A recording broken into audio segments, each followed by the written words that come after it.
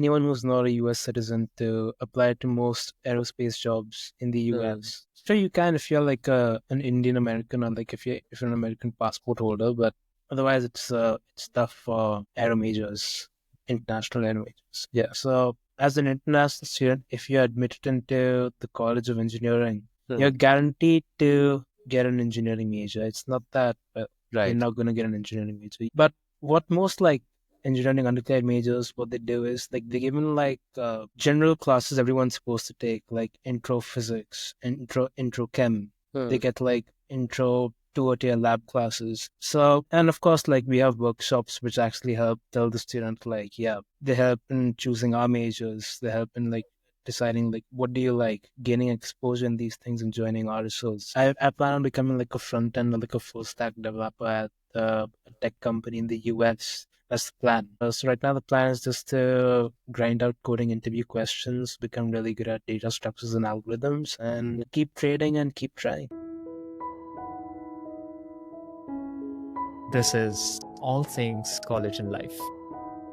Hi, Arjun. Nice to have you here today. Excited to chat with you about your journey at UW so far. And you've started your junior year this year.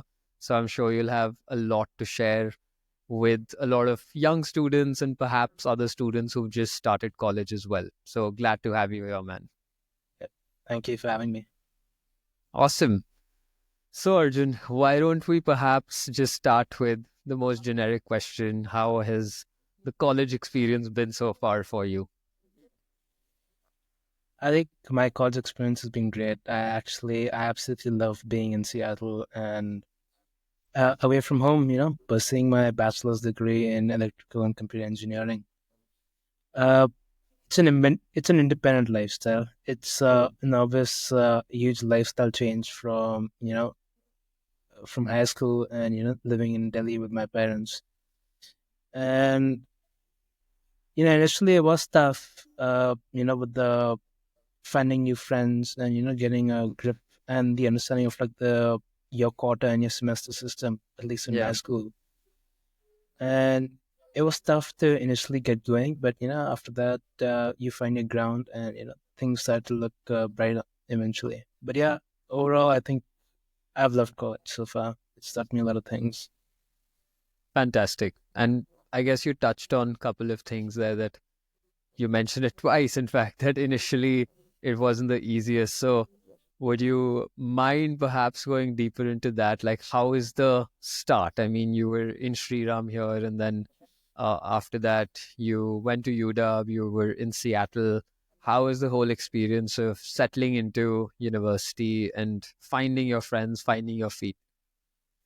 So I was really lucky that someone from my school, actually really close friend from my high school, my friend from the fourth grade, he actually came with me to my college. So, that made things infinitely more easier. I have relatives in Seattle, which also helps a lot. Now, why it was hard was I was in my board year, my cluster board year. There was an online code board year.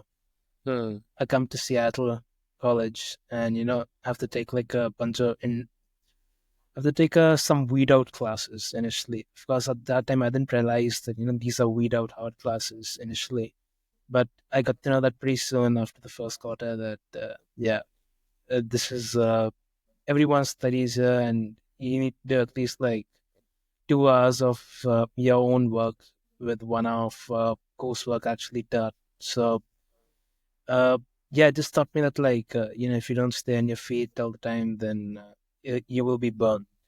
Yeah. Wow. And how did you end up dealing with that? I mean, you mentioned that having a friend there helped you settle in, but I think learning about the whole academic system also, and most colleges in the US are similar with, having their own core requirements and all. But then certain college can have different kind of requirements that you may have to fulfill. Also, there are small colleges, there are big colleges. Yours, of course, is a larger one. So how is that experience? Because you're going from like a school which has a very focused batch size where, if I'm not wrong, you'll pretty much know all your batchmates. versus then going to a place where you suddenly don't know most of the people, you only know a few people? How is dealing with that new situation? So yeah, of course, there are actually a lot of people in my school. Actually, about 40,000 total kids in my school. Wow. Even for the normal classes I go to, like a Gen Chem class, I'd still have about 200 kids sitting in the auditorium. So it's there are a lot of people, and I was a direct college, a director engineering admit. So what that basically means, that in my first year, I have like a general engineering, I'm an engineering undergrad major, Hmm. and based on the classes I take and based on what I like, I kind of choose classes and I apply for a major in the second year. But what most like engineering undergrad majors, what they do is like they given like general classes everyone's supposed to take, like intro physics, intro chem. They Hmm. get like intro two or tier lab classes. So and of course like we have workshops which actually help tell the student like uh they help in choosing our majors. They help in like deciding like what do you like, gaining exposure in these things and joining our research. So that's basically what the entire first year is. You're around a lot of people who are basically as clueless as you are, who don't actually have an idea of what they're doing. So yeah, it's not that hard to navigate, but yeah, of course you need to find what you like to do. Makes sense. And you touched on something interesting there, which is the engineering system at UW, and that works with a lot of other schools like UIUC and Purdue as well to some degree, where a lot of colleges have this concept of admitting you to an undeclared engineering, and then you have to take a bunch of courses in your first year and then declare your actual engineering major in the second year. Now, often you don't get the first preference, and if I'm not wrong, that happened in your case as well. But talk to me about that experience of, let's go back into like high school days perhaps, where you were applying for aerospace and aeronautical engineering. And if I remember correctly, you did get one or two schools with that specific major also, right? I did. You did, yeah. But of course, with UW, we had undeclared engineering, but I think UW as a school plus as an engineering school was just a better pick. But there was that risk that what if you don't get aerospace and aeronautical, which is what you wanted in the first place? So, how did you kind of make that decision to begin with? That how comfortable am I knowing that if I go to this school, I may not end up with the engineering I want? So I knew there was a risk associated with it, but coming to UW, it had a lot of advantages to it. Seattle is a tech hub. It has there are a lot of companies around us, and there's a lot of opportunity in Seattle. The other two schools I did get into, while they were offering me aero, Hmm. uh, those schools had a lot of international kids in them. There weren't a lot of Indians over there, and their overall international students count was low. And for those reasons, I chose the University of Washington. Makes sense. And yeah, I mean, you've already touched on the fact that it was Seattle, which is a big tech hub. So that became a big advantage. And, UW generally for engineering is also super strong. Fair enough. And you talked about taking these general engineering courses to begin with. So correct me if if I'm saying this accurately or if I'm saying this, incorrectly, that there are certain courses they make you do that you just have to do, like intro to physics, chem you mentioned. Are there core requirements in undeclared engineering, and then you can opt for some courses that you want to take, or there's just flexibility on what you want to take, or there's no flexibility on what you can take? There you just have to expose yourself. So that's the unfortunate thing, that they actually have a list of classes you need to take. You absolutely must take. Hmm. I I hate chemistry. I hate chemistry with a passion. I don't have an option, but I had to do Chem 142 and the second Chem 152. And it's just one of those things where, it is what it is, and just gonna have to do it. Makes sense. And what were some of the classes, if you can remember from your first year? What were some of those core classes that, as an undeclared engineering major, you just had to do? So I had to take a bunch of CS classes. I took like Introduction to Java, CS 121, 122, 123. I had to take Chemistry 142 and 152, along with a bunch of other uh, engineering advising classes, which advise you on what you should do and Hmm.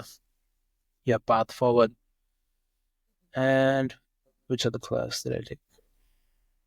I also was very lucky to have joined a club. I actually joined the Design Build Fly Club an hour or so, like a club to. Yeah. Well, I met like-minded people in the club. Again, like a sense of community, which were two great things for me. Met a lot of Hmm. friends, and which is also something which I think is really important in such a huge public university. Finding Yeah.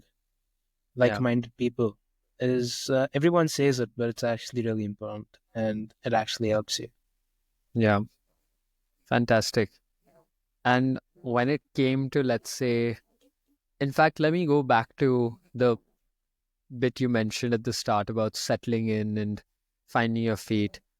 How did that change in the next quarter for you? And UW is in a quarter system, right? That's what you mentioned. Yeah, it's got a system. Right. So how did that change in the next quarter then? Because first quarter was getting used to things, getting used to 200 people, classrooms and lecture halls, then getting an understanding of how the university works, having so many people around you, navigating that. Going into the next quarter, what did you know about the university? How were you able to prepare yourself better? Well, first of all, going into the next quarter, I decided I see so many people around me. Why not just start talking to random people, and Mm, just start putting myself out there more.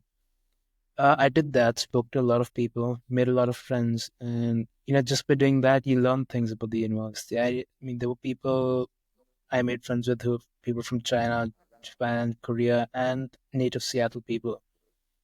And well, I mean, some people have an idea about, and like a lot of seniors also. The seniors they really helped, me pick, choose classes which mm, I should take in order to get my major. So, I guess making friends with people who already treaded the path you're probably going to be on is that helps. yeah, fair enough. Cool. And coming back to now the whole engineering bit and declaring your engineering major.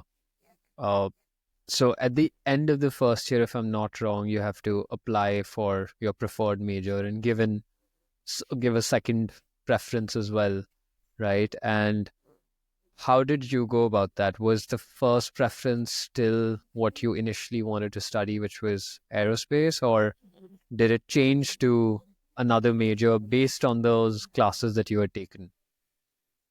So I was fixated on aerospace. My first major choice was aerospace. My second choice was ECE, and my third choice was mechanical.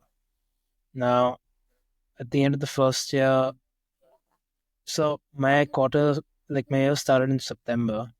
Hmm. By June, July, I was in Delhi, and I had to apply for my major around August, September.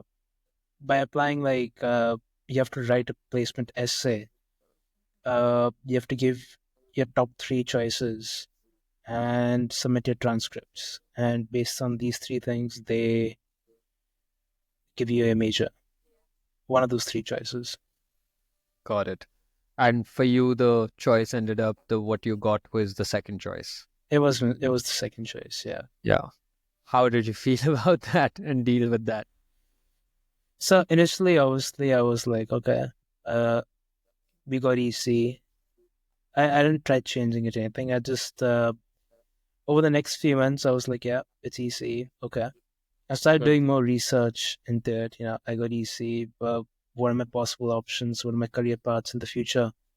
And I realized that it's actually some kind of divine intervention that I got EC and not aerospace because of those US ITAR restrictions I figured out about. where so many Indian origin kids, even Asian kids, aren't able to work in companies like Blue Origin and Boeing, at least in Wow. the defense sector. So, and overall, like aerospace, I thought was extremely niche. So more opportunity in EC. So I was like, this is actually a good thing. Wow.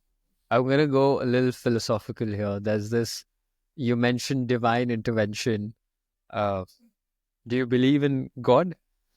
I do, I do. You do? There's this video I saw recently. It's of Amitabh Bachchan, and there was like an Instagram reel where he says his father used to say that if you get what you wanted, then, be really happy. Uh, and if you don't get what you wanted, then be even happier than that. And Yeah, he's like, I didn't understand that concept. And eventually I realized that if you're not getting something that you wanted, but it's being picked for you, it's perhaps like a bigger force or God, if you want to call it that, or a divine intervention, like you said, that's picking that for you. And all you got to do is trust that and go with it. So I think to some degree what I'm hearing is you stayed calm, you went back, did your research, understood perhaps what are the advantages I can have with electrical engineering, and realize that perhaps you can have more options. Aerospace could be a very big niche in your undergrad years. You found out certain laws about US where you can get employment, and figured out that there are some restrictions on that. But can we go deeper in that, in those restrictions also in a second? But the point I was making is, I think what I really liked about what you shared here is that, and you've always had this, I think, Arjun, where you don't lose your calm that easily. yeah. You stay pretty composed. So I can just imagine you realizing I didn't get my first preference, and there's no crazy. I was really cool about it. And, I Yeah. actually think that, this entire, me getting into this school was, I never studied in class 11 and class 12, but I really didn't. And, Mm. somehow I managed to get this school. And I mean, me and my mom, we joke about it all the time. She's like, how's this possible? How do you do this? I was like, I don't know. I don't know, mom. It's, well, someone's watching. That's what I tell her Yeah. all the time. Yeah. That's amazing. I've been enough watching. Yeah, because I remember you came like really, you came to me in the summer of your application year. So you had just started grade 12. And I know that's a time where you can't do a lot of profile building work and things like that. And in fact, to date, I still use you as an example for some students who, they've come to me late, and then they're like, well, I want to build a really big project, or I want to do a research. And I'm like, you really don't have much time now. You can only do a limited amount of things, and just start working on your application and essays. And I give them your example, because you were one of the few students I had who didn't have like some crazy big profile building activity. You had a lot of science competitions. There were 2 or 3 of those. There were a lot of online courses, so you like educated yourself a lot. There was something on mechanical engineering, aerospace, and all Coursera, edX kind of courses. Yeah. But we just brought that all into the essays. We just brought everything down on paper. I still remember your Common App essay also. It was about that, like how a rocket Yeah. sort of launches. And Yeah, so I think those were Pravesh is a superstar. Really gotta thank that guy. It's because of exactly. him. So Yeah. So those were the kind of things that really, I think, helped and made a huge difference. And, like you, I mean, you said that you didn't study at all, but at least your grades were decent. They weren't, yeah, you may not have been hitting 95s and all, but I think if I remember correctly, you're still 80, 85 was still happening for you, yeah, maybe a right? little, yeah, around that much. Yeah, Yeah, good. So tell me, like going back to the, you mentioned something about the restrictions and challenges of doing aerospace can pose certain limitations of getting employment in the US. I'd love to learn more about that because, in all honesty, I don't know that much about what you're mentioning here. and students who are looking to perhaps study that in the US, it would be beneficial to have this information as well. Right. So, the aero major, I think it's called the International Traffic and Arms Regulation. Mhm. So basically, I think like what it's really about is that at least these top defense companies who create uh, missile technologies, intercepting other missiles and all this crazy tech. Hmm. At least in the U.S., what the policy is that if you're a person who's not of U.S. origin, you might take this information and use it to your own home country's advantage. Right. And they've kept that law really tight, and there's absolutely no scope for anyone who's not a US citizen to apply to most aerospace jobs in the Hmm. US. Sure, you can if you're like an Indian American or like if you're an American passport holder, but otherwise it's tough for aero majors, Makes sense. international aero majors. Yeah. And did you realize like one of your priorities was to try and work in the US? Because having that distinction and clarity is also important there. Because let's say an aero major who knows that perhaps I'm going to come back and find work here may not think about that, and that may not be a consideration. So, did you have that clarity at that point? Like, was that a priority for you that I want to work in the US? Or was that just FYI, this can be limiting, so may as well do EC? So I actually, after I got the EC major and I did all this research, and a little while after that, I figured out like, yeah, US is where I'd want to stay. So I Right. was like, it's all about maximizing your options now. So Yeah, the EC is great. certainly a divine intervention then. Yeah, yeah, exactly. Great, great. And just curious to know, like, last question on just the whole engineering, declaring the major, all that part. Uh, if someone had to, you mentioned that you didn't really fight that in any way, but let's say if someone is really unhappy with what they got, can a student go and request to the engineering department, your advisor, to reconsider and try and get you your first major? It's a very tough process, and I think you're gonna have to wait for a long time Hmm. for them to, consider your application. I'm not exactly sure how they do that in the process, but from what I've heard from other people, it's Hmm. extremely hard. Got Even at my school, and I'm guessing for majority of the other schools, uh, changing your major, like for example, if I'm in engineering and I wanna switch to CS, from about, I'd say maybe 200, 300 applications, they would choose about two engineering majors to then, transfer to CS. So transferring majors is very hard. It's Makes hard. It's sense. not impossible, but it's extremely hard. Yeah, fair enough.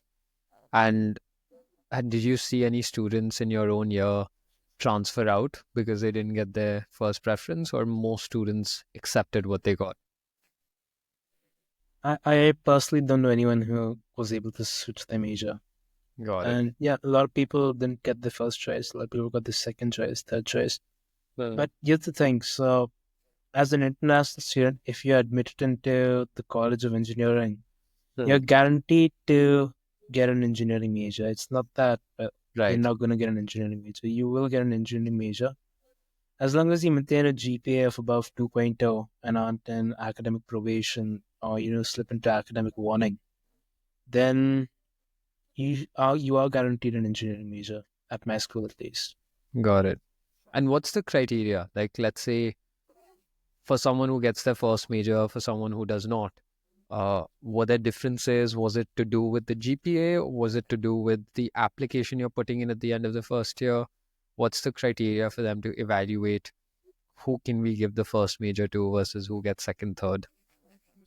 So they look at your placement essays and they also look at like your involvement as to like what have you done to pursue additional knowledge in that in Hmm. the major you want to pursue. So if Got it. you join a club or Yeah, if you've basically done research or reached out to professors, that's obviously you get brownie points for that. And obviously if make you have a GPA above 3.0, 3.5, then it increases your chances. So that's the guy who gets the major, and that's the guy who doesn't. Got it. Got it. Interesting. But I think at a school like UW, where there's so many students, engineering department is so good. Uh, Yeah, Even if you're it's doing very all hard. the right things, it can still be hard. And I guess in some ways, just getting even your second major or second preference is a blessing. Sure, there would have been Mm, students who probably got their third preference also. yeah. Yeah, perfect. Yeah, And like a lot of yeah, these colleges, they actually release these statistics and all of kids who applied to the major, kids who got in, and Mhm. all those things. So based on that, you can get an understanding of Yeah, which one's sort of the which one's extremely hard to get into, which one is the easy one to get into. So yeah. And a key thing I think for a lot of like younger students who are applying, and every year, I mean, any engineering students who I have, UW, UIUC, I've seen the most where even some of the UCs actually, the undeclared engineering admission concept is huge, and that happens quite a lot. And UIUC, I've seen a lot of students get their second preference that they've applied for. And that ends up being a big decision for a lot of them that do we pick the strong name and the strong engineering school, but not our first preference, or our first preference at another school, which may not be as superior, but we're getting to study what we want to study. So I think a key point here for a lot of students who perhaps listen to this or watch this would even be having that level of clarity that if I don't get my first major, how comfortable am I going to be with that second or third preference I may get? Yeah. absolutely. Yeah. Cool. So, Arjun, moving on to your like sophomore year, which is your second year, how is that experience? How did it change? Tell me a little bit about the things you got involved in. Were there any student clubs? Were there organizations? Any research opportunities? So my sophomore year was, well, it was more like we've done freshman year, we're in sophomore year. We know how to navigate things better. Hmm. You know, choosing classes, managing credits and balance was obviously easier. In terms of things I did, I started trading my own money in the second year. I joined a club, the algorithmic trading club, and I started doing research under a professor. It's the Sensor Energy and Automation Laboratory, where I was basically working as the guy who's like running and making their website as like a full stack front end developer. Wow. I joined the algorithmic trading club as just a member, where they basically just talk about basic math, probability, and navigating the financial markets. And yeah, that's what I did in my sophomore year. And yeah, sophomore year was pretty good. How did you go about getting involved in that club? I mean, was it very accessible, or did you have to navigate through a lot of? I mean, how did you find out about the student clubs, and then what was the process of joining that club eventually? Right. So first, like this is obviously sophomore. So this is last year. Last year I'm talking Hmm. about. It was a small club at the time. There weren't a lot of people in it. Uh, I just applied, and well, I mean, like first of all, like I had to go to the student directory. I had to go to my college major. I had to look at clubs associated with my college major and other relevant clubs. I found this club, and it was just as simple as just sending them a cold email and being like, "Hey, I'm interested in joining a club." And they interviewed me. They took my resume, and they accepted me. This is obviously last year, where I was just a member. Now, after that, I became the VP of Administration and Operations, and now the Chief Trading Officer of the club, where we now interview people and accept people. And the guy running the club also, he's a close friend of mine. So uh, the other thing is, if kids decide to join a club, I'd recommend that stay with the club for 2-3 years if that's something you like. Yeah, And the thing is, like, you just keep climbing up, honestly, because like so many people drop out anyways. If you just stay with the club, you will be promoted. You will get like higher roles in the club, and things which you can flash on your resume, things which look great. Yeah. So that would be my advice to you.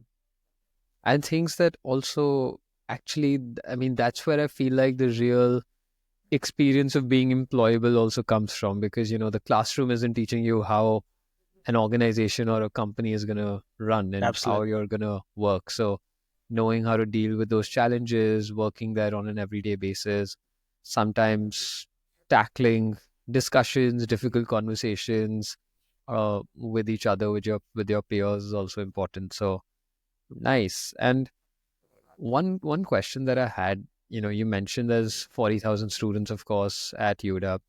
Uh, that's with masters or no? Yeah, that's like That's overall, like Yeah, that's undergraduate, overall, right? masters, Yeah. everyone. Yeah, But undergrad is still a high number, the of most. course.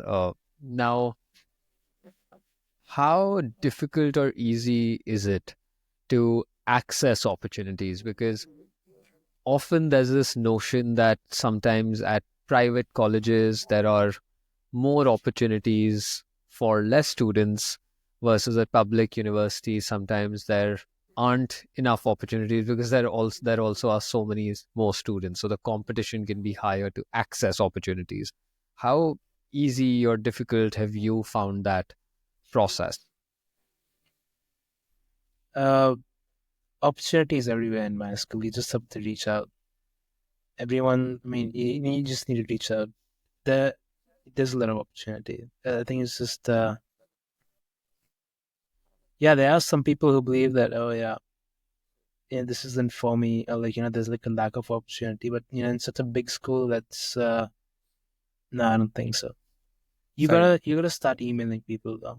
Yeah, Yeah, need to that make would be some my effort, advice. and perhaps even, I think maybe one difference that could be is that in smaller schools the opportunities are sort of in your face, versus here they exist, you can learn about them, but you have to take that extra step to go closer towards it. Yeah, uh, People aren't running after you to be like, hey, join this club or come work with me on this research. It's versus at smaller schools, I mean, I'm not saying they're running after students and saying come join my club, but it's just the awareness of it is a lot more because it's a lot more seen around campus, perhaps. yeah, and Fair enough. people need to know, the right places to look at, and if you do just that, you'll find opportunity. Hmm. Makes sense. Awesome. And going into academics, perhaps, uh, how have you found the classes? Because, initial year, of course, you were indulging in different courses, typically intro to different sciences and engineering majors. But how is that now changed as you've gone into your sophomore year and also your first semester of your junior year? How advanced have the classes gotten? How easy or hard are you finding it? Love to know about that. My take on it is slightly, it's uncommon, but well, I mean, I thought like the classes I took in freshman and sophomore year, the general weed out classes, I found those harder to be than the current classes I'm taking right now. The Well, current specialized advanced classes I'm taking right now are easier than the weed out classes I took in my freshman and sophomore year. But the more quarters you spend in the school or in any college, as a matter of fact, you learn about how many credits you can manage. You learn, what you're capable of, and it's only natural that in a school or college like this, you will develop study habits because you don't have an option. fair They enough. will give you a lot of midterms. There will be final exams, navigating, final projects. You need to develop study habits, and yeah, people just manage to people just learn these things over time, and everyone just sees to the end of it. Yeah. And you're on your own. That's the biggest thing. So, versus in India, I mean, I'm guessing you'll remember these times as well where you sometimes have tutors outside of school and got parents on your head reminding you that you need to study. Yeah, Perhaps a college counselor like me telling you from time to time that you need to focus on academics. Uh, I don't know how much absolutely. of that Yeah, you happens have like there. a Yeah, you have like an entire support system over here, but right. it's not that you're completely alone over there, but Hmm. the onus is on you to perform and to, get your stuff together. Of Yeah. course, there are a lot of resources on campus. We have Right. mental health is a big thing, and at least my college now they have like a lot of centers which actually help kids advise kids on these matters. Hmm. Uh, you will get more help than you'd actually expect in this school. There are tutoring centers, there are a lot of teaching assistants your age, maybe like same grade as you, one grade above, but there's like a math learning center, there's a physics learning center. People are willing to help. Yeah. There's a lot of resources. Makes sense. But you have to tap into them. Absolutely, you have to. Everything is there. You just gotta reach out and tap into it. Yeah. Cool, Arjun. So last question, just to wrap it up. Uh, what's ahead now for you? And we discussed this earlier, before we started the podcast, that you're now, and I can't believe this, you're going to graduate in another year and a half. So you have 18 months or so left. And what are the prospects, or what are you looking to do now? How are you going about that whole journey of trying to get a job in the US? Uh, would love to hear from you on that. Yeah, right now it's just improving my GPA even more. Uh, Practicing lead code. I plan on becoming like a front end or like a full stack developer at a tech company in the US. That's the plan. So right now the plan is just to grind out coding interview questions, become really good at data structures and algorithms, and Hmm. keep trading and keep trying. Awesome. And are you looking at internships, applying for opportunities like that? Oh yeah, and yeah, applying for internships is a big one right now. Yeah. Yeah. Awesome. Well, I wish you the best. And this has been fun, Arjun, and a lot of learning for me also, because, like I said earlier, a lot of students who end up going in for undeclared engineering and just learning the ins and out of it, of how that whole system ends up working, because it's also different for a lot of schools. It's been pretty useful to know how it works at UW. So thanks for sharing those insights. And yeah, wishing you the best with for the next 18 months, and then of course for the future as well. But I hope whatever job, whatever opportunities you're looking for, you end up finding them. Thanks, Evan. It was great speaking to you. Awesome. If you enjoyed this podcast, make sure you subscribe, like, and comment. You can find us on YouTube, Spotify, Apple Podcasts, and Instagram.